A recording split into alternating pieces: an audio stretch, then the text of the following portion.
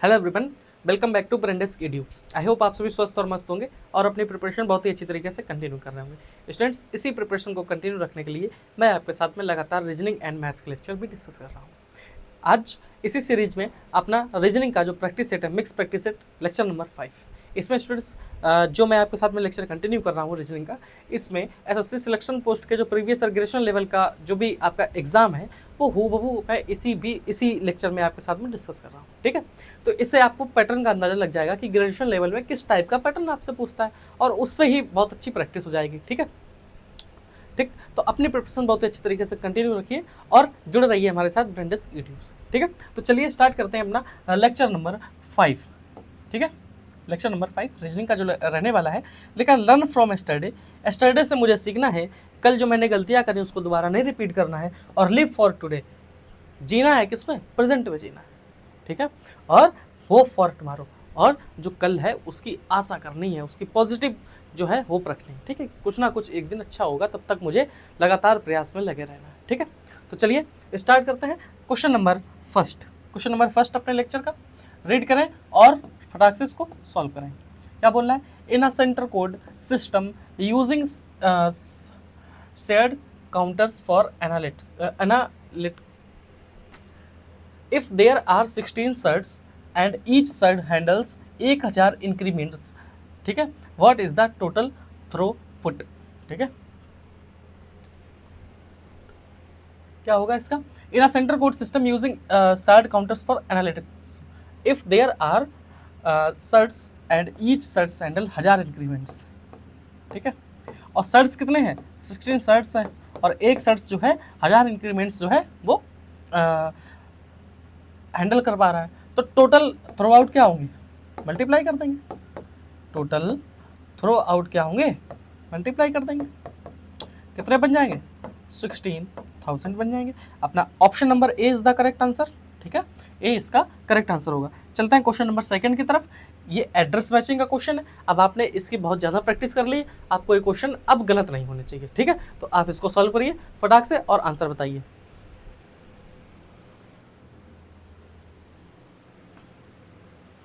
बोल रहा है RLU Nagpur, CO director accounts, PAD compound, civil lines Nagpur 44001। देखना 44001 इधर भी है, 44001 इधर भी है और 44001 इधर भी है। ये अपना जो है ये गलत है। ठीक, एक ये गलत हो गया। इसके बाद एक ऑप्शन मेरा 4 नंबर एलिमिनेट हो गया और देखेंगे यहाँ पर DAP लिखा है, लेकिन ये जो फर्स्ट ऑप्शन है यहाँ पर PAD लिखा है, यानी कि हमारे फर्स्ट और फोर्थ ऑप्शन एलिमिनेट हो गए। तो सेकंड और थर्ड जो है वो करेक्ट आंसर होगा, वो करेक्ट और करेक्ट मैच कर रहा होगा। मुझे एड्रेस मैचिंग में ऑप्शन जो 2 गलत हो उसको एलिमिनेट कर देना है। ठीक है, या एड्रेस मैचिंग में कभी आपसे ये भी पूछ सकता है कि कौन सा एड्रेस इसका सिमिलर दिख रहा है। आपको क्वेश्चन में एड्रेस दे देगा, आंसर में एक एड्रेस दे देगा, तो जो आपको सिमिलर एड्रेस फाउंड करना है। ठीक है, चलता है नेक्स्ट क्वेश्चन नंबर 3 की तरफ। क्वेश्चन नंबर 3 आपका क्या बोल रहा है? Each question has 4 options. Analogy का एक क्वेश्चन है। ठीक है, या ऑड वन आउट उसको बोलेंगे, ऑड वन आउट। फाइंड करिए फटाक से ऑड वन आउट क्या ये बोल रहा है क्वेश्चन। 18 से 108 तक, 23 से 138 तक, 20 से 80 और 20 से 120 तक। इसमें इन चारों ऑप्शंस में ऑड कौन सा है? ठीक है, फाइंड करिए फटाक से जल्दी से। मैं देखूंगा इसमें क्या बोल रहा है कि 18 से 108 तक मैं जब गया तो आपको पता है कि 18 सिक्सा क्या होता है? 108 होता है। 23 से 138 तक जाने के लिए 23 में जब आप 6 का मल्टीप्लाई करेंगे तो आप देखेंगे 138 आपको मिलेगा। ठीक है, यानी कि 6 का मल्टीप्लाई हो रहा है, लेकिन 24 जा 80 होता है, इधर 26 जा 120 भी होता है। तो ऑप्शन नंबर सी जो है वो करेक्ट आंसर हो जाएगा। यहाँ पर 4 से मल्टीप्लाई हो रहा है, जबकि हमें बाकी 3 जो अदर ऑप्शन हैं यहाँ पर 3 से मल्टीप्लाई 6 से मल्टीप्लाई होता हुआ दिख रहा है। ठीक है, एक ये सीरीज का क्वेश्चन है, अल्फाबेटिकल सीरीज है। फटाक से इसको फाइंड करेंगे कि इसमें जो अपना नेक्स्ट क्वेश्चन मार्क लगा है क्या होगा। ठीक है, फाइंड करिए। स्टूडेंट्स, मैं आपसे हर लेक्चर में एक ही बात कहता हूँ कि जब आप अपनी प्रिपरेशन करें ना, तो प्रिपरेशन करते टाइम सिलेबस खत्म करें और इसके बाद अपना मॉक टेस्ट जो है, मॉक टेस्ट जरूर लगाएं। ठीक है, मॉक टेस्ट हमारे ब्रेंडेस की एड्यू टीम पर एक मॉक सीरीज़ भी चल रही है, वहाँ पर जाएँ और टेस्ट सीरीज में इनरोल होकर मॉक टेस्ट दें। ठीक, दूसरी बात मैं आपसे ये बोलना चाहता हूँ कि कुछ बच्चे लेवल जो एग्ज़ाम का लेवल है उसको लेकर कमेंट कर रहे थे। ठीक है, मैं आपको गाइडेंस इसलिए देता हूँ क्योंकि मैं भी सेम एसएससी बैकग्राउंड से ही बिलोंग करता हूँ। ठीक है, और मैंने एसएससी के मोस्टली सारे एग्ज़ाम क्वालिफाई कर रखे हैं। ठीक ठीक है, तो और जो मैथ्स एंड रीजनिंग रहा है ना, वो मैक्सिमम मेरा आउट ऑफ आउट ही काफ़ी सारे एग्ज़ाम में रहा है, बहुत एग्ज़ाम में। रीजनिंग और मैथ्स जो है वो मैंने बहुत एग्ज़ाम में आउट ऑफ आउट किया है।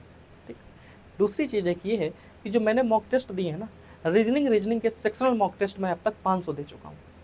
ठीक, 500 sectional mock test. Full mock test में रीजनिंग होती है उसकी बात मैं नहीं करता हूँ, अदर एग्जाम्स जो मैं देता हूँ उसकी बात भी मैं नहीं करता हूँ, मैं सिर्फ एसएससी के एग्जाम्स की बात करता हूँ। उसमें जो मैंने प्रैक्टिस कर रखी है वो मैंने 500 मॉक टेस्ट की प्रैक्टिस कर रखी है, सिर्फ सेक्शनल। ठीक है, तो इस बेसिस पर मैं आपको गाइडेंस देता हूँ। ठीक, और दूसरी चीज़ एक ये है कि आपके पास भी जब आप यहाँ तक प्रिपरेशन कर रहे हैं तो आपके पास भी एक मेंटल आपकी थिंकिंग होगी। ठीक, आप ज़रा उससे सोचिए कि अगर मैं आपको ये बता रहा हूँ कि 200 नंबर का आपका एग्ज़ाम है, ठीक है, और आपको एक सिंगल पेपर होता है एसएससी सिलेक्शन पोस्ट में, इसके अलावा कोई भी एग्ज़ाम आपका नहीं होता है। इस 200 नंबर के एग्ज़ाम में अगर आप 130 नंबर भी स्कोर नहीं कर पा रहे हैं तो आप क्या सोचेंगे कि आप फाइनल सिलेक्शन ले लेंगे क्या? भाई एक एग्ज़ाम होना है और एक एग्ज़ाम में काफ़ी सारे बच्चे बैठते हैं, और 200 में अगर आप 130 नंबर भी नहीं स्कोर करेंगे तो आपका फाइनल सिलेक्शन कैसे हो जाएगा? ठीक है, हालांकि एसएससी की कट ऑफ जो आप प्रीवियस कट ऑफ देखेंगे काफ़ी सारी हाइयर कट ऑफ रही हैं। आप जो लास्ट का आपका सिलेक्शन पोस्ट का एग्ज़ाम है उसकी कट ऑफ देखेंगे तो आपकी बहुत हाई कट ऑफ है। लेकिन लास्ट ईयर और इस सिस्टम में डिफरेंस ये है कि अब जो पेपर का पैटर्न है, जब से आपकी एजेंसी चेंज हो गई है तो पैटर्न में भी थोड़ा चेंज आया है। ठीक है, जो ग्रेजुएशन लेवल का एग्ज़ाम होता है बहुत ही अच्छा खासा एग्ज़ाम होता है। ठीक, तो इसमें जब आप 130 तक स्कोर करेंगे ना तो अपने आप को आप बहुत सेफ मान सकते हैं। ठीक है, तो यहाँ से जो गाइडेंस आपको दी जा रही है वो ऐसा नहीं कि ऐसे ही गाइड रैंडमली दे दी गई आपको, है ना, कुछ सोच समझ के ही बताया जाता है, तो उस पर आप विचार किया करें, है ना। ये नहीं है कुछ भी आके कमेंट में बोल दिया। ठीक, और दूसरी चीज़ ये है कि जिससे भी आपको कुछ भी सीखने को मिले तो उस बंदे की हमेशा रिस्पेक्ट करी जाती है, कुछ भी आप सीखें। ठीक है, तो चलिए आगे बढ़ते हैं, है ना। जितने भी टीचर्स यहाँ पर हैं सारे के सारे अपने अपने अपने फील्ड में एक्सपीरियंस टीचर हैं, अपने अपने फील्ड में उनको महारत हासिल है ना। तो चलिए स्टार्ट करते हैं। अपना जो 4 नंबर क्वेश्चन है HJI के 8, 10, 9 और 11, 8, 10, 9 और 11। ठीक, मैं यहाँ देखूंगा कि प्लस का 2 ऐड हो रहा है और यहाँ पर माइनस का 1 हो रहा है, और 9 से 11 पर जाने के लिए प्लस का 2 ऐड हो रहा है, यानी कि +2 -1 +2, और तो नेक्स्ट जो अपना आएगा उसमें हम लोग -1 कर देंगे, यानी कि 10। ठीक है, मैंने क्या कर दिया, 10 कर दिया। और इसी तरीके से मैं एक और सीरीज फॉलो कर सकता हूँ कि ऑल्टरनेट में +1 ऐड हो रहा है, तो ऑल्टरनेट में +1 ऐड कर दिया। यहाँ पर 10 + 11 है तो इसके आगे जो आएगा वहाँ पर 12 आएगा। यहाँ पर 2 लॉजिक है, जो भी लॉजिक आपके माइंड में हिट कर जाए वो आप इस पर पुट कर सकते हैं। तो जो अपना आंसर आएगा वो 10 आएगा, और 10 जो प्लेस वैल्यू होती है वो किसकी होती है, जे की होती है, यानी कि ऑप्शन नंबर डी जो है वो अपना करेक्ट आंसर हो जाएगा। ठीक है, और किसी बच्चे को ये लगे कि मैं अच्छा यहाँ से जो कंटेंट जा रहा है वो अच्छा नहीं जा रहा है, ठीक है, तो यूट्यूब की बहुत बड़ी दुनिया है। ठीक है, आप लोग सारे के सारे फ्री हैं। ठीक है, जहाँ पर आपको अच्छा लगे वहाँ पर आप पढ़ सकते हैं। ठीक है, और जिन बच्चों को दिल से जुड़ना है, जो बच्चे काफ़ी सारे बच्चे हमारे साथ जो हैं जो जुड़े हैं, लगातार अपनी क्लासेस देख रहे हैं, अच्छे रिव्यू दे रहे हैं, ठीक है, वो सभी जुड़े रहें। ठीक, अपनी प्रिपरेशन बहुत ही अच्छे तरीके से करनी है आपको, जहाँ से भी आप प्रिपरेशन करें आपको कुल मिलाकर आपको अपनी एक जॉब सिक्योर करनी है। ठीक है, तो आप उस पर ध्यान दीजिए। चलता है नेक्स्ट क्वेश्चन नंबर 5 पर। क्वेश्चन नंबर 5 क्या बोल रहा है, in the following questions you will see 4 words. आपको 4 वर्ड दिखेंगे जिसमें 3 जो है वो एक जैसे ही बिलोंग करेंगे, लेकिन जो 4 है ना ये थोड़ा सा कोई अलग, एक जो है इसमें से वो अलग बिलोंग करेगा। क्या बोल रहा है देखिए, कैमोफ्लेज, मास्क, कंसील एंड होड। जब आप इंग्लिश की बुक पढ़ेंगे उसमें ये देखेंगे कैमोफ्लेज और कंसील, ठीक है, और मास्क, ये तीनों ना साइनोनिम्स हैं। क्या है, साइनोनिम्स हैं, जिनका तीनों का मतलब ये होता है कि छिपा देना। कंसीलमेंस भी होता है छिपाना, ठीक है, कैमोफ्लेज भी होता है छिपाना। ठीक, लेकिन जो होड है ना HORDE, यही आपका ऑड बन आउट है, HORDE। होड किसको बोलते हैं, होड बोलते हैं जहां पर झुंड को। ठीक, ठीक है, जहां पर बहुत सारे लोग हो जाएं, होड बोल दिया, ठीक है, झुंड बोल देंगे। चलता है नेक्स्ट क्वेश्चन, क्वेश्चन नंबर 6 की तरफ। क्वेश्चन नंबर 6 क्या बोल रहा है, 3 से मुझे कहाँ पर जाना है, 3 से जाना है 20 पर, तो हम 7 से कैसे पहुँचेंगे। ठीक है, 7 से कैसे पहुँचेंगे, 7 से एनालॉजी का ही क्वेश्चन है। ठीक, 7 किससे बिलोंग करेगा मुझे फाइंड करना है। 3 से 20 पर जाने के लिए जब आप सारे लॉजिक थिंक करेंगे, 3 से 20, 3 से 7 जा 21, -1 हो गया। ठीक है, 3 का क्यूब कर दिया, माइनस का 7 कर दिया, तब भी यहाँ तक पहुँच गए। ठीक है, अब मैं क्या कर सकता हूँ, 3 6 18 +2 कर दिया। ठीक, लेकिन अगर हम 7 6 42 +2 नहीं पहुँच रहे हैं, 7 का क्यूब किया 343 और माइनस का 7 किया, नहीं, कोई ऑप्शन ही नहीं दिख रहा है। 3 7 जा या 7 7 जा 49, वो भी कोई ऑप्शन नहीं दिख रहा है मुझे। एक और जो हो सकता है वो क्या हो सकता है, जब मैंने 3 का स्क्वायर किया और प्लस का 1 किया, 3 का स्क्वायर होता है 9, प्लस का 1 हमें मिल गया कितना 10, और 10 का मैंने क्या कर दिया, मल्टीप्लाई 2 कर दिया, 10 का दोगुना कर दिया, तो आपको मिल जाएगा 20। ठीक, इसी तरीके से जब हम 7 का स्क्वायर करेंगे और प्लस का 1 कर देंगे तो आपको क्या मिल जाएगा 50, और जब 50 का 2 गुना कर देंगे तो आपको आंसर के रूप में जो मिल जाएगा 100 मिल जाएगा। 100 ऑप्शन नंबर डी आपके ऑप्शंस में गिवन है। बहुत अच्छा क्वेश्चन था, जब आप एग्जाम में बैठेंगे तो हो सकता है प्रेशर में ये क्वेश्चन ध्यान ना आए, उस टाइम पे आपको ये क्वेश्चन स्किप कर देना है और फिर लास्ट में जब टाइम बचता है ना, फिर आप वहाँ पर आके ये क्वेश्चन सॉल्व करें। ठीक है, जो आपका पहला मॉडल टेस्ट हमारी टीम द्वारा करवाया गया था उसका लेवल मैंने आपको बताया थोड़ा सा ईजी रखा गया, क्योंकि अभी आपकी प्रिपरेशन की स्टार्टिंग है। ठीक है, तो जैसे जैसे प्रिपरेशन के लास्ट फेज में पहुंचेंगे तो आपको हर लेवल का क्वेश्चन आपको सॉल्व करने को मिलेगा। ठीक है, कुल मिला के आपको ये करना है, अगर पेपर का लेवल ईजी है तो आपका स्कोर भी फिर अच्छा आना चाहिए। ठीक है, अगर पेपर का लेवल टफ है तो आपका स्कोर उस हिसाब से होना चाहिए, आपका स्कोर डगमगाना नहीं चाहिए। ऐसा नहीं कि कठिन सिंपल मॉक मिल गया तो आपके 200 में 180 आ गए, 180 हालांकि बहुत मुश्किल से आते हैं, सिंपल मॉक कितना भी। ठीक है, 180 बहुत टाइम बाद आते हैं, बहुत टाइम बाद, जब आपकी बहुत प्रैक्टिस हो जाएगी तब आप 180 नंबर स्कोर कर पाएंगे किसी भी मॉक टेस्ट में। ठीक है, और जब टफ मॉक आ गया, ऐसा हो सकता है कि आपके सिंपल मॉक 160 क्वेश्चन आ गए और 160 मार्क्स नंबर आ गए, और जो टफ मॉक हुआ उसमें 130 35 40 ऐसा हो सकता है। लेकिन जब से ये एजुकेटिव वाली कंपनी आई है, जब से पेपर का लेवल बिल्कुल चेंज हो गया है। पहले ये टीसीएस पैटर्न जब था तो पेपर का लेवल बहुत अलग हुआ करता था, ये रीजनिंग ना ये बिल्कुल अलग हुआ करती थी, सारे के सारे क्वेश्चन सॉल्व करने के लिए आते थे, एनालिटिकल रीजनिंग आपसे बिल्कुल भी नहीं पूछता था। लेकिन जब एजुकेटिव आई है तो ये एनालिटिकल रीजनिंग भी आपसे पूछने लगी है। ठीक है, तो पेपर का पैटर्न बिल्कुल अलग हो गया, इससे कट ऑफ पे भी थोड़ा असर पड़ेगा, लेकिन आपके लिए 120 से 130 जो भी मैंने बताया 130 या 135 बिल्कुल सेफ स्कोर रहेगा इस पेपर में। ठीक है, बाकी तो जब कट ऑफ आएगी, कट ऑफ को कोई भी डिसाइड नहीं कर सकता। ठीक, तो चलिए नेक्स्ट क्वेश्चन नंबर 7 पर चलते हैं। क्वेश्चन नंबर 7 क्या बोल रहा है, प्रेसिडेंट जजमेंट। प्रेसिडेंट का मतलब होता है एक ऐसा जजमेंट जिसकी सहायता से, जो पहले पूर्व का लिया हुआ निर्णय, जिसकी सहायता से मैं अगला निर्णय जो है वो डिसाइड कर सकता हूँ। ठीक है, तो प्रेसिडेंट जो है, प्रेसिडेंट ये जजमेंट से रिलेटेड है। इसी तरीके से एक्सियोम मतलब एक ऐसा कथन होता है जिसको बोलने के लिए किसी भी प्रूफ की आवश्यकता नहीं होती है। तो एक्सियोम जो है ना आपका, ये पोस्टुलेट से ही रिलेटेड होगा। ठीक है, पोस्टुलेट, इन दोनों का मतलब ये होता है कि ऐसा कथन जिसके लिए किसी भी प्रूफ की आवश्यकता नहीं होती है, उसको एक्सियोम या पोस्टुलेट बोल देते हैं। ठीक है, क्वेश्चन नंबर 8 पर चलते हैं। ब्लड रिलेशन का ये क्वेश्चन है, एक बार रीड करें और इसको फटाक से सॉल्व करें। मैं आपको टाइम देता हूँ थोड़ा सा।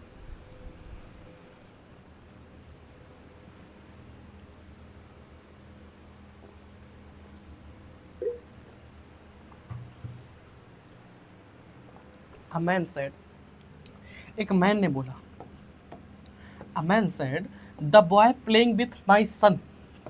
इसका एक मैन का एक बेटा है। ठीक, इसका एक बेटा है तो इसका नीचे जनरेशन में आएगा।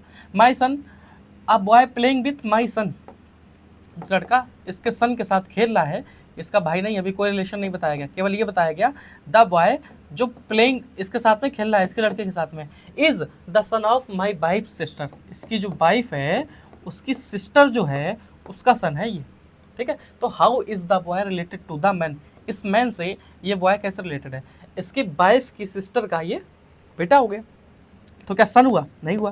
क्या ब्रदर हुआ? नहीं हुआ। कजिन हुआ? नहीं हुआ। ठीक, तो ऑप्शन नंबर बी लगा देंगे, नेफ्यू। हिंदी में आपको ये सारे ऑप्शंस फिर अलग अलग दिख जाते हैं। ठीक है, इंग्लिश में हम लोग इनको नेफ्यू लिख देते हैं एक ही वर्ड में। ठीक, तो आपका जो आंसर आएगा option number B is the correct answer of this question. What should come at the place of the question mark, ये आपको एक सीरीज दी गई है, इसमें आप देखेंगे कि इस क्वेश्चन मार्क की जगह क्या आएगा। ठीक है, सीरीज क्या दी गई है, 2 दिया गया है, 9 दिया गया है, 28 दिया गया है, 65 दिया गया है और 126 दिया गया। ठीक, जिसकी प्रैक्टिस बहुत ही अच्छी होगी, हर टाइप के उसने सीरीज के क्वेश्चन सॉल्व किए होंगे, कोई क्वेश्चन बहुत ही आसानी से सॉल्व कर सकता है जब उसके माइंड में लॉजिक तुरंत हिट करना चाहिए।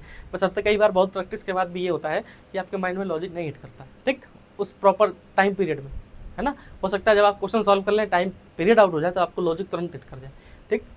तो ये जो है इसमें क्या बन रहा है, सीरीज का एक क्वेश्चन है, इसमें जो 2 लिखा गया ना, ये 1 का क्यूब प्लस का 1 लिखा गया। इसी तरीके से जो 9 लिखा गया, ये 2 का क्यूब प्लस का 1 लिखा गया। और जो 28 लिखा गया, ये 3 का क्यूब प्लस का 1 लिखा गया। 64 जो है, ये 4 का क्यूब प्लस 1 लिखा गया। और 126 ये 5 का क्यूब प्लस 1 है। जो नेक्स्ट आएगा ना, ये आपका आएगा 6 का क्यूब प्लस का 1, यानी कि 217 option number A is the correct answer of this question, ठीक है। चलते हैं क्वेश्चन नंबर 10 की तरफ। 10 क्वेश्चन नंबर आप रीड करेंगे और सॉल्व करेंगे। हियर सम प्रॉब्लम और solution of the problem is given in the statement, ठीक है। तो आपको वो स्टेटमेंट, ये ऑप्शन चूज करना है जो इस स्टेटमेंट को सपोर्ट करता है बहुत ही अच्छे से। तो एक बार इसको पूरा रीड करना बहुत अच्छे से ज़रूरी है। तो आप इसको रीड करें और ऑप्शन बताएं कि ऑप्शन इसका करेक्ट होगा, ठीक है।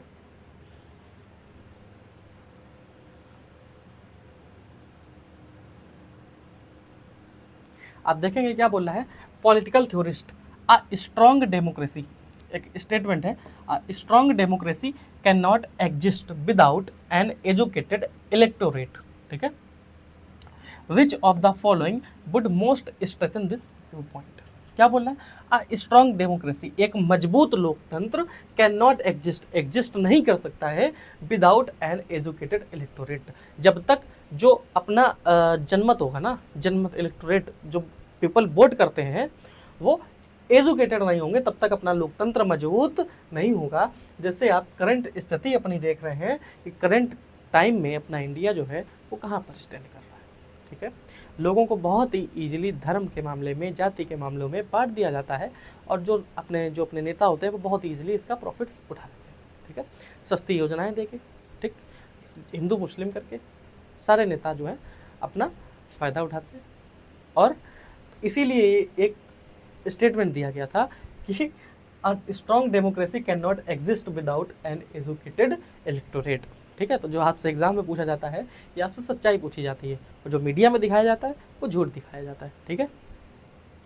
A strong democracy can not exist without an educated electorate, इसको सबसे अच्छा कथन जो सपोर्ट कर रहा है, क्या बोल रहा है, illiterate people population are more prone to propaganda and vote buying. जो इलिटरेट पीपल होते हैं वो मोर प्रोन होते हैं, वो ज़्यादा उनको आसानी से बहला फुसलाकर हम लोग क्या कर सकते हैं, कोई भी प्रोपोगेंडा उनके माइंड में भर सकते हैं। कोई भी जो इलिटरेट पर्सन होगा, जो इन सब में ज़्यादा मतलब इलिटरेट होगा, नहीं इसको ज़्यादा नॉलेज होगा, वो हिंदू मुस्लिम में ही बहुत ही आराम से बट जाएगा। उसको ये पता है कि हाँ मैं हिंदू हूँ, ये मुस्लिम है, हम दोनों अलग अलग हैं। तो जिसको जो हिंदू को सपोर्ट कर रहा है उसको वोट दे दिया है, जो मुस्लिम को सपोर्ट कर रहा है उसको वोट दे दिया, ठीक। या वोट बाइंग, जब हमें वोट बाइंग करने होते हैं तो ग्राम प्रधानी के चुनाव में अक्सर ये होता है कि खूब सारी लिकर वगैरह वहाँ पर चलाई जाती हैं, तो आदमी बहुत ईजिली जो ज़्यादा से ज़्यादा लिकर पिया देता है, उनको अवेलेबिलिटी ज़्यादा करा देता है, उसको वोट दे दिए जाते हैं। तो ये सारी चीज़ें होती हैं। तो जब तक इलेक्टोरेट जनमत नहीं होगा तब तक हमारे जो चुनाव हैं वो बहुत, जो डेमोक्रेसी है अच्छी, वो एग्जिस्ट नहीं कर पाएगी, है ना। ये एक सच्चाई है, ट्रुथ है ये, ठीक है। तो option number A is the correct answer of this question. चलता है नेक्स्ट क्वेश्चन की तरफ।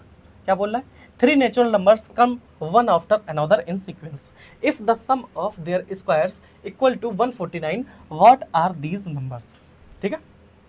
ये 3 नंबर्स दिए गए, ये कंसिक्वेंट नंबर है, लगातार वाले नंबर है, और इनका स्क्वायर का जब हम सम करेंगे तो हमें 149 मिलना चाहिए। ऐसे क्वेश्चन को हम अपने माइंड में लेके ट्राई बिल्कुल भी नहीं करना, टाइम बिल्कुल खराब नहीं करना, ऑप्शन उठाएंगे और सीधा सीधा चेक करेंगे, वेरीफाई कर लेंगे किसका सम 149 आ रहा, वही हम आंसर पे लगा के आगे बढ़ जाएंगे, ठीक है। तो सबसे पहला ऑप्शन देखेंगे, 5 का स्क्वायर 25 हो गया, 36 हो गया और 49 हो गया। जब इसका सम करेंगे, ठीक है, 110 आ रहा, नहीं, ये वाला ऑप्शन एलिमिनेट हो गया।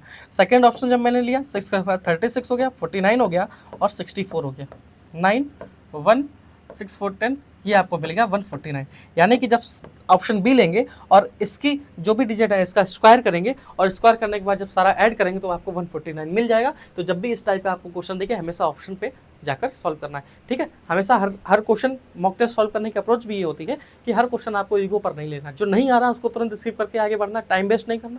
जब आपका टाइम बचे तो उसी क्वेश्चन पर वापस आना है। और कुछ क्वेश्चंस एग्जाम में ऐसे होते हैं, जैसे रीजनिंग एंड मैथ्स के, तो 2 से 4 क्वेश्चन ऐसे होते हैं कि जो ऑप्शन उठा के या ऑप्शन को ट्राई करके वो क्वेश्चन सॉल्व हो जाते हैं, तो उनसे सॉल्व कर लेंगे। जरूरी नहीं मेथड लगाएं, जहाँ टाइम बच रहा है वहाँ टाइम बचाएं, जिसकी जहाँ जरूरत हो वैसे हिसाब से काम करना होता है, ठीक है। इसलिए आता सबको है, ठीक है। मैथ सिंपल होती है या रीजनिंग सिंपल होती है तो आता सबको है, लेकिन जीतता वही है जो जल्दी कम से कम टाइम में अपना ज़्यादा से ज़्यादा पेपर सॉल्व कर सकता है, वही आपको पेपर में आगे निकलेगा, क्योंकि वहाँ पर टाइम की लड़ाई होती है। आपको 60 मिनट 100 क्वेश्चन करने हैं, उस टाइम की लड़ाई होती है। उस टाइम को जिसने अच्छे से यूटिलाइज कर लिया, कोई बंदा ऐसा होगा जो एक क्वेश्चन में ही फंस जाएगा, वो अपने 4-5 मिनट बेकार कर देगा। एक क्वेश्चन में अगर 4 मिनट दिए तो यानी कि पूरा का पूरा आपका पेपर भी तहस नहस हो जाएगा, है ना। तो ये सब चीज़ें बैलेंस करके चलनी पड़ती हैं। यही सब बनाने में कंसिस्टेंसी और समय और बहुत सारा इफर्ट लगता है, ठीक है। तो option number B is the correct answer. चलते हैं नेक्स्ट क्वेश्चन की तरफ। क्वेश्चन नंबर 12, एक ये लॉजिक दिया गया है A star B. A star B का मतलब क्या हो गया कि A cube plus B cube minus 3ab, इसमें ही वैल्यू पुट करनी है और 2 स्टार 1 की वैल्यू निकालनी है। यानी कि 2 का क्यूब हो गया 8 और 1 माइनस का 3 2 1, ये आपका क्या हो गया 9 माइनस का 6, यानी कि 3 is the correct answer of this question. Option number C is the correct answer. चलता है नेक्स्ट क्वेश्चन, क्वेश्चन नंबर 13 की तरफ। Question number 13, mod. जब भी आपको मॉड दिखे, ये पिछले जो भी एग्जाम्स हुए थे उसमें हर पेपर में ये क्वेश्चन रिपीट हुआ था। और सबसे बड़ी बात ये थी कि सब में डिवाइड करना था किससे, 97 से ही हर क्वेश्चन में डिवाइड करना था। जो भी आपका क्वेश्चन पढ़ रहा था मॉड 97 आगे लिखा था, बस ये वैल्यू में चेंजेस दे रहा था, लेकिन एक क्वेश्चन आपको फिक्स मिला था। तो इसमें क्या होता है, जब भी आपको मॉड दिखे तो डिवाइड करके रिमाइंडर बता देना होता है, ठीक है। बाकी क्वेश्चन ए प्लस बी मुझे देखना है कि ए की वैल्यू क्या दी गई है। ए की वैल्यू 12 है और बी की वैल्यू मुझे 18 दी गई है, और सी मतलब इसका मल्टीप्लाई कर दिया, और मॉड का हो गया डिवीजन, ठीक है। तो 12 18 30, 30 मल्टीप्लाई 24 मल्टीप्लाई 3 आपको पता है 72 हो जाएगा, और 97 से जब इसमें डिवाइड कर देना है तो 97 मल्टीप्लाई 7 से करेंगे, 7 7 जा, ठीक है,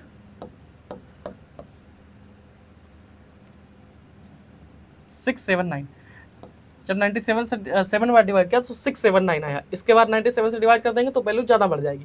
तो कितना बचा हमारे पास 21 और 20, यानी कि जो 41 बचा यही रिमाइंडर हो जाएगा। Option number C is the correct answer of this question. Value put करनी है, इसके बाद डिवाइड करके मुझे रिमाइंडर फाइंड करवा देना है, ठीक है। चलता है नेक्स्ट क्वेश्चन की तरफ। In this question, some conditions or circumstances provided to you. You have to make the logical judgment according to mentioned circumstances and mark the correct. ठीक है, क्या बोल रहा है, इट इज ईदर रेनिंग और snowing, या तो रेनिंग हो रही है, या तो बारिश हो रही है, या बर्फ गिर रही है। And it is not raining, और बारिश नहीं हो रही। आपको दो चीजें, अब मैं आपसे कह दूं या तो बाहर बारिश हो रही है या बर्फ गिर रही है, ठीक। फिर थोड़ी देर बाद मैंने कंफर्म कर दिया कि बाहर बारिश नहीं हो रही है, तो इसका मतलब तो ये निकला कि बाहर बर्फ गिर रही है। तो मुझे ऑप्शन नंबर सी दिख रहा है कि इट इज डेफिनेटली स्नोइंग, यही आपका करेक्ट आंसर हो जाएगा। आपकी अगर थिंकिंग जो है बहुत ही लेवल सही है और आप क्वेश्चन अच्छे से रीड करते हैं तो एनालिटिकल रीजनिंग के जितने भी क्वेश्चन हैं ये आप बहुत ही अच्छी तरीके से सॉल्व कर पाएंगे, ठीक है। चलते हैं नेक्स्ट क्वेश्चन की तरफ। क्वेश्चन नंबर 15 क्या बोल रहा है, a manufacturing company faces a decision about expanding production. एक मैन्युफैक्चरिंग कंपनी है, वो एक डिसीजन उसको लेना है कि प्रोडक्शन क्या करे, एक्सपेंड करना है उसको, ठीक है। To outcome, the outcome depends heavily of future, जो उसका आउटकम होगा वो फ्यूचर पर डिपेंड करेगा। But economist disagree about this economic forecast. Economic disagree कर देते हैं कि मुझे तो आगे की कोई भी जानकारी नहीं है, आगे क्या होना है, ठीक है। Historical data provides little guidance due to changing market dynamics. Historical data जो है वो बहुत ही कम जो है गाइडेंस प्रोवाइड कर पा रहा है, वो गाइडेंस प्रोवाइड करने में सक्षम नहीं। तो what decision making approach is the most appropriate, तो इस केस में आपकी डिसीजन मेकिंग क्या होगी। इस क्वेश्चन में आपको सबसे पहले काम यही करना है कि क्वेश्चन बहुत ही अच्छे से रीड करना है, ठीक है। क्वेश्चन रीड करना है। Wait until economic forecast become more certain, हम तब तक वेट करेंगे कि जब तक इकोनॉमिक फोरकास्ट बहुत ही सर्टेन हो जाए, लेकिन उसकी कोई तो पता ही नहीं है कि इकोनॉमिक फोरकास्ट सर्टेन कब होगी, है तो कोई भी पता नहीं है, ठीक है। तो इसका कोई मतलब नहीं बनता है।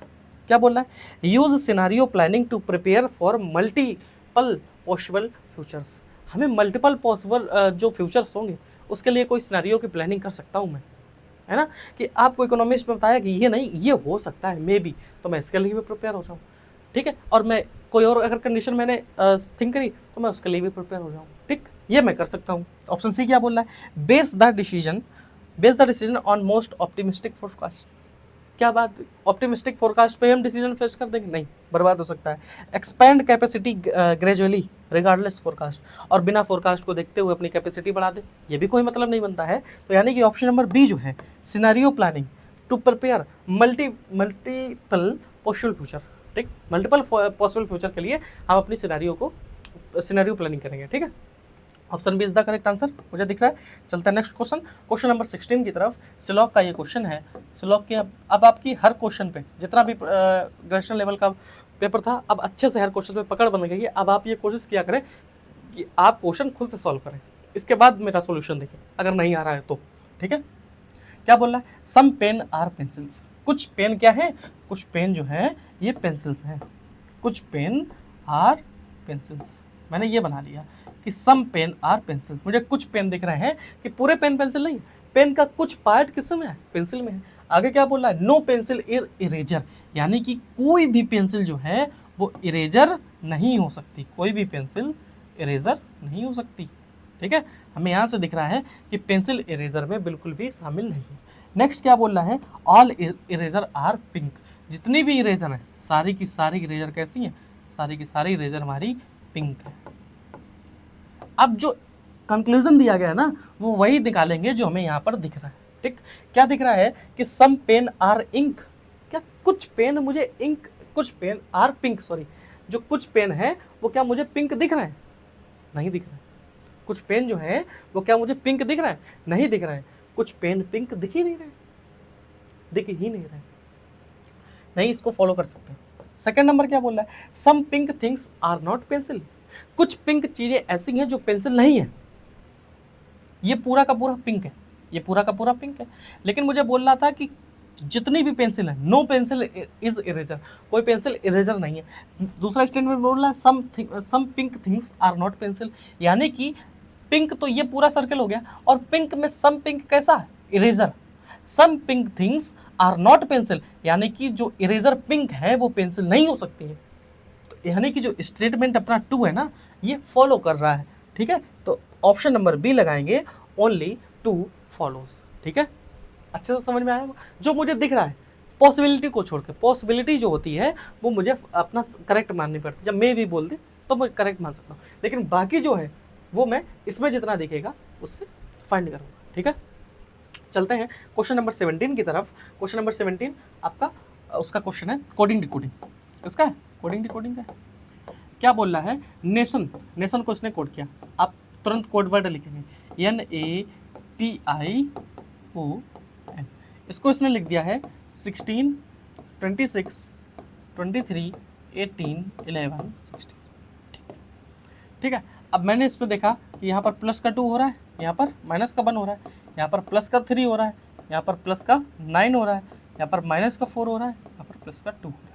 क्या इसके अलावा और कोई पैटर्न मुझे फॉलो होता दिख रहा है? नहीं। अगर हम 14 से 16 तक जाएंगे प्लस का 2, और 14 से 16 तक जाएंगे प्लस का 2। ठीक, इसके बाद 15 से 26 पर आने के लिए मैंने 11 ऐड कर दिया, और 1 से इधर 10 ऐड कर दिया। नहीं, कोई भी नहीं, और कोई लॉजिक मुझे नहीं बनता दिख रहा। अगर n का अपोजिट देखेंगे, n का अपोजिट होता है m, 13 प्लस 3 ऐड किया, a का अपोजिट हो गया z, कोई भी कुछ भी ऐड नहीं किया, t का अपोजिट z, नहीं, ये भी नहीं बनेगा। तो सीधा सीधा एक लॉजिक, ये जो लॉजिक मुझे मिला है +2 -1 +3 +9 -4 +2, इसको ही मैं पुट करके देखता हूँ अगले वाले में। डिज़ाइन 4 हो गया, 5 हो गया, s का 19 हो गया, 9 हो गया, 7 हो गया और 14 हो गया। तो मुझे क्या करना है? +2 -1 +3 +9 -4 +2, देखेंगे क्या रिजल्ट मुझे इससे मिलेगा। ठीक है, 4 + 2 6 हो गया, 5 - 1 4 हो गया, और 19 + 3 22 हो गया, और 9 + 9 18 हो गया, 7 - 4 3 हो गया, और 14 + 2 16 हो गया। ठीक है, क्या मिलेगा? 6 पे FDVRCP। ठीक है, FDVRCP, option number D is the correct answer of this question. Coding decoding का क्वेश्चन था, डायरेक्ट जो मुझे लॉजिक वहाँ पर मिला वही लॉजिक मैंने सेकंड वाले जो पूछा गया था उस पर पुट कर दिया। चलता है 18 पर। Assuming that the data given in the statement are definitely true, which of the following conclusion can be logically deducted from given statement. क्या बोल रहा है? स्टेटमेंट ये है कि the shopkeeper has put up a sign, shopkeeper जो दुकानदार है उसने एक साइन अपने दुकान पर पुट कर रखा है। क्या? We accept digital payments only, we accepts digital payment only. आप किसी दुकान के बाहर सामान लेने गए और उसने बाहर बड़ा बड़ा लिख दिया है कि हम केवल और केवल यूपीआई पेमेंट्स ही एक्सेप्ट करते हैं, केवल और केवल। ठीक है, अब इससे आप कंक्लूजन क्या निकालेंगे? कि the shop does not accept cash. तो इससे तो यही पता चल रहा है कि दुकानदार जो है वो कैश तो लेता ही नहीं है बिल्कुल। ठीक है, दुकानदार कैश तो लेता ही नहीं है। The shopkeeper supports cashless economy.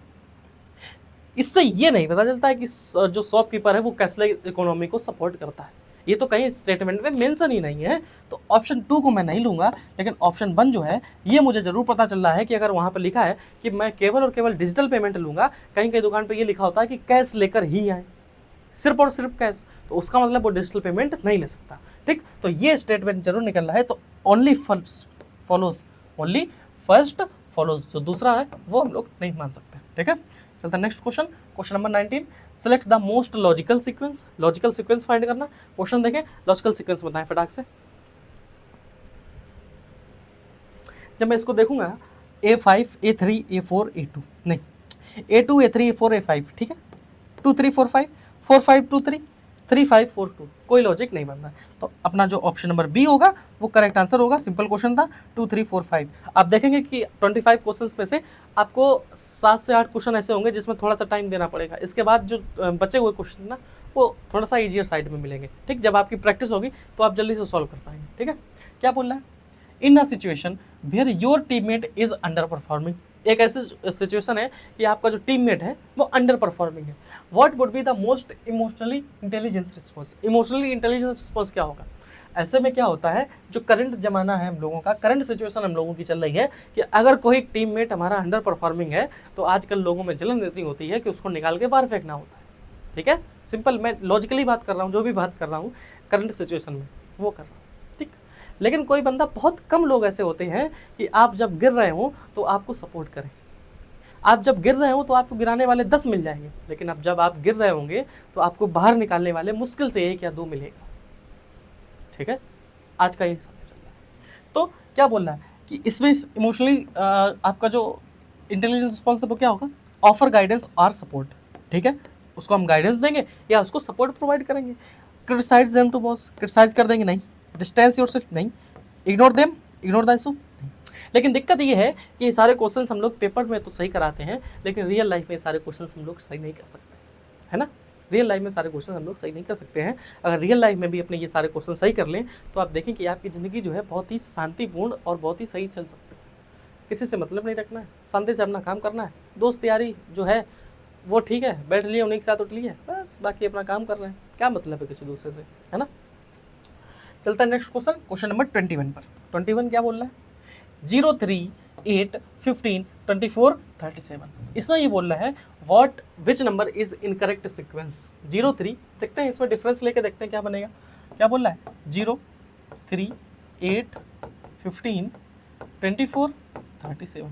0 से 3 पर गए, 3 हो गया, 3 से 8 पे गए 5, 8 से 15 7, और 15 से 24 9, और 24 से 37 पर जाने के लिए 13। तो आप देखेंगे 2 का डिफरेंस है, नहीं सॉरी 3 5 7 9, है ना। और यहाँ पर आगे फर्दर जाएंगे 2 2 2, तो यहाँ पर भी 13 की जगह ना होकर यहाँ पर 11 होना चाहिए था अगर 2 का डिफरेंस है। तो अपना जो 37 है ना ये रॉन्ग है, option number D 37 is wrong in this series.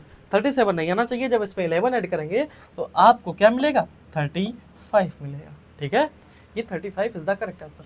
चलता है 22 पर। 22 क्या बोल रहा है, you have mark the logical action. कोई ये पूरा रीड करके लॉजिकल एक्शन आपको मार्क करना है। ठीक है, थोड़ा सा बड़ा क्वेश्चन ही बन जाता है। क्या बोल रहा है, यहाँ से स्टार्ट है, you work in a customer service role. आप एक कस्टमर सर्विस रोल में वर्क कर रहे हैं, and a client calls in extremely upset about a billing error. एक जो क्लाइंट है वो आपके साथ बहुत ही गुस्से से पेश आता है, उसको क्या दिक्कत है, उसकी कोई बिलिंग में एरर हो गई है। That has caused their service to be interrupted during a crucial business period. उसके चक्कर में उसका जो इंपॉर्टेंट बिजनेस पीरियड था उसमें थोड़ी सी दिक्कत आ गई। ठीक है, वो अपना काम सही से नहीं कर पा रहा। दे आर साउटिंग, वो साउट कर रहा है। Using profanity and making personal attack on your competence, वो अपने आपकी कम्पिटेंस पर पर्सनल अटैक कर रहा है। You discover that the error was actually caused by a miscommunication between your company's department. जो एरर कॉज हुई है वो आपके कंपनी के डिपार्टमेंट में मिसकम्युनिकेशन की वजह से हुई है। And the client has a legitimate complaint, client के पास कंप्लेंट, भाई क्लाइंट है वो तो अपनी दिक्कत लेके आएगा ही। However your supervisor is listening to the call, जो सुपरवाइजर है वो कॉल को सुन रहा है फॉर क्वालिटी एश्योरेंस। ठीक है, purpose and you know that how you handle this situation will affect. अब ये जानते हैं कि ये जो सिचुएशन जैसे भी हम हैंडल करेंगे ये क्या अफेक्ट करेगा, परफॉर्मेंस रिव्यू जो है मेरा वो अफेक्ट करेगा। The client is demanding immediate action and threatening to cancel their contract. वो इमीडिएट एक्शन मांग रहा है और धमकी भी दे रहा है कि मैं कॉन्ट्रैक्ट अपना कैंसिल कर दूंगा। ठीक, तो इस केस में आपको क्या करना है भाई, कोई बंदा हाइपर हो रहा है, अगर मुझसे गलती हुई, मेरी वजह से किसी के काम में दिक्कत आई है, मेरी वजह से अगर समस्या आई है, मेरी कुछ मिसकम्युनिकेशन हो गई या मुझसे कोई गलती हो गई, तो मैं सीधा सीधा उसकी 4 बातें भाई सुनना। अगर मेरी वजह से ये हुआ है तो मुझे 4 बातें सुननी पड़ेंगी, सुन के उसको कूल डाउन करना है और जल्दी से जल्दी, जितनी जल्दी हो जाएगा मैं उसका सोल्यूशन दे दूंगा कि हाँ सर अब आप ये से ये कर सकते हैं। तो ऑप्शन नंबर ए क्या बोल रहा है, match the client energy level and speak formally to so that you would not be intimidated. आप उसी से तेज से लड़ने लगे कि मैं नहीं, मैं डरता ही नहीं, लड़ाई करने लगे, कोई सोल्यूशन नहीं, निकलता ही नहीं है। ऑप्शन बी क्या बोल रहा है, रिमेन काम and professional, acknowledge the error. काम भी रहना है और अपने एरर को एक्नॉलेज करना है और उनके फ्रस्ट्रेशन को भी समझना है। अपोलॉइज सिंसियरली, बहुत जल्दी अपोलॉइज करेंगे and focus on immediate solutions while documenting incident for future, और इमीडिएट उसका सोल्यूशन कर देंगे। तो ऑप्शन नंबर बी जो है वो करेक्ट आंसर हो जाएगा इस क्वेश्चन का। चलते हैं क्वेश्चन नंबर 23 की तरफ। ठीक है, क्या बोल रहा है, if a pattern follows the value the rule. एक पैटर्न है जो रूल फॉलो कर रहा है, y is equal to 2x plus का 3 एंड x की वैल्यू कितनी दे दी गई 44, तो y की वैल्यू पूछ रहा है, यानी कि 2 × 44 प्लस का 3, आपको पता है 88 प्लस का 3 क्या हो जाएगा 90। ठीक है, y इज इक्वल टू 91, यानी कि option number A is the correct answer of this question. चलते हैं और क्वेश्चन नंबर 24 की तरफ। क्या बोल रहा है, दिल्ली को कोड कर दिया गया IHLED, then find the code of Mumbai. ठीक है, दिल्ली को कोड कर दिया गया IHLED, तो आप देखेंगे इसको रिवर्स ऑर्डर में लिख दिया गया। ठीक है, तो मुंबई को भी रिवर्स ऑर्डर में लिख देंगे IABMUM। ठीक है, IABMUM, option number A is the correct answer. ठीक है, ऑप्शन नंबर 25 आपको ये देखना है कि यूजिंग द वर्ड हर्ट, ठीक है, without repetition how many meaningful English words can you form. ये क्वेश्चन मैं आपको आज होमवर्क में देता हूँ। ठीक है, ये वाला क्वेश्चन 25। ठीक, इसको आप सॉल्व करके, जो भी है जितने बच्चे एक्टिव हैं, मैं ये देखना चाहता हूँ कि मेरे साथ कितने बच्चे प्रॉपर एक्टिव हैं। ठीक है, जो अपनी तैयारी में बहुत ही अच्छी तरीके से लगे हैं और जो मेरी चीज़ों को अच्छे से समझ पा रहे हैं। ठीक है, तो ये इसका आंसर आप सॉल्व करेंगे और कमेंट बॉक्स में कमेंट करेंगे। ठीक स्टूडेंट्स, मैं आपको एक बार फिर से रिमाइंड करा दूँ कि हमारे ब्रेनडेस्क EDU पर SSC फार्मासिस्ट का कोर्स चल रहा है और टेस्ट सीरीज चल रही है। ठीक है, जिन बच्चों को ज्वाइन करना हो वो वहाँ पर जाकर ज्वाइन कर सकते हैं। दूसरी चीज़ ये है कि जो भी गाइडेंस आपको यहाँ से मिलती है, ठीक है, आप उस पर बिलीव कर सकते हैं। ठीक, जरूरी नहीं है कि कोई बड़ी कोचिंग वाला ही आपको अच्छी गाइडेंस देगा ना, ये तो कोई ज़रूरी नहीं। मैं जो आपको बता रहा हूँ ये सब मैंने किया है और जिसने मुझसे पूछा मैंने उसको ये बताया, अगर उसने उस पर वर्क किया जो मैंने बताया तो उसको रिजल्ट्स उस पर मिले। ठीक है, आप कितना भी पढ़ लें, आपको कितना भी नॉलेज हो जाए, और अगर आप पूरा सिलेबस 100% पढ़ लें, 100% याद कर लें, 100% आप मैथ भी कर लें, 100% रीजनिंग भी कर लें, ठीक है, और बिना आप सिंगल मॉक टेस्ट दिए अगर आप परीक्षा में बैठ जाएंगे तो यकीन मानिए आप 100 क्वेश्चन में 50 क्वेश्चन भी सॉल्व नहीं कर पाएंगे। ठीक है, तो इसलिए मैं मॉक टेस्ट पे फोकस करता हूँ। आप कहीं से भी तैयारी कर सकते हैं, उससे मुझे कोई दिक्कत नहीं है, लेकिन आपको जो सही गाइडेंस है, सही अप्रोच है, वो हर कोई नहीं दे सकता है ना। ठीक है, तो थोड़ा सा उसकी रिस्पेक्ट करनी होगी अगर आपको अच्छा लगे। ठीक है, और जो जिन बच्चों को कंटिन्यू करना है वो कंटिन्यू करें। ठीक, तो आज के लेक्चर में इतना ही, मिलते हैं नेक्स्ट क्लास में। थैंक यू, जय हिंद।